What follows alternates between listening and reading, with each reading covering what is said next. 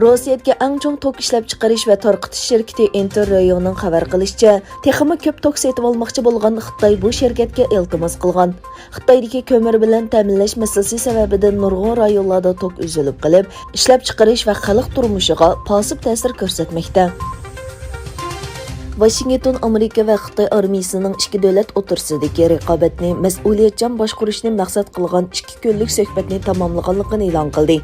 5 burchaklik binoning bayonotida qaraganda, Amerika davlat mudofaa ministrining Xitoyga munosabatlik masalalar yordamchisi Michael Chase seshanba va chorshanba kuni sin yig'ini orqali Xitoy general-mayor Hong Shuping bilan ko'rishgan. Yaponiyadagi hokimiyat beshidagi Erkin Demokratlar partiyasi sobiq tashqi ishlar ministri Fumio Kishidani partiya rahbari qilib sayladi. Mazkur partiya parlamentda ko'p sonliqqa ega bo'lg'achqa, Kishidaning bosh ministr bo'lib saylanishi muayyan deb qaraladi. Egilanishicha, Yaponiyaning dengiz qirg'oqi muhofazatchilarini kuchaytirishni xohlaydigan sobiq tashqi ishlar ministri Kishida Xitoyning Uyg'urlarga tutgan muomalasini ayblaydigan qaror ma'qullashni qo'llaydi. U yana Uyg'urlarga qaratilgan kishilik huquq tafsandchiligini iz qo'g'lash uchun bir nazoratchi tayinlaydi.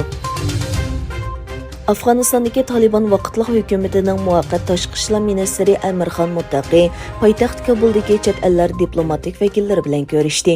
Muttaqi Taliban hukumatining muavin bosh ministri Abdulg'ani Burodarmi qatnashgan kutib olish yig'inida so'z qilib, ba'zi davlatlarning Kabuldagi diplomatik faoliyatlarini davomlashtirganligidan mamnun bo'lganligini aytdi. Amerika Savdo ministri Gina Raimondo seshanba kuni bayonot e'lon qilib, Xitoy hukumati yerlik aviatsiya shirkatlarining Amerikada ishlangan Boeing aeroplanlarini sotib olishni to'sib dedi. Raimondo aytishicha, Xitoy oldingi navbatlik hukumat bilan tuzgan 2020-yillik savdo kelishimining bir qismi sifatida Amerika tovarlarini sotib olish va'dasiga amal qilmagan.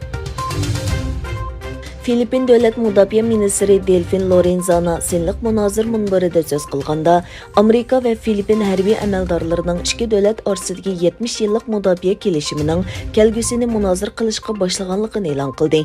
Ministr Lorenzana tilga e'longan kelishimning bekor qilinishi, o'zgartirilishi yoki yangilanishi mumkinligini bayon qilgan. Xitoy yer shari televiziya to'rining xabariga qaraganda, Xitoy tashqi ishlar ministri Wang Yi Malayziya va Bruneyning diplomatiya ministrlari bilan telefonlashganda, Amerika, Angliya va Avstraliya o'rtasida imzolangan AUKUS kelishimiga baho bergan. Wang bu kelishimning rayonda yadroning kengayishini keltirib chiqaradiganligini ta'kidlab, buning rayondagi qurol-yarog' raqobatini kuchaytiradiganligini aytgan.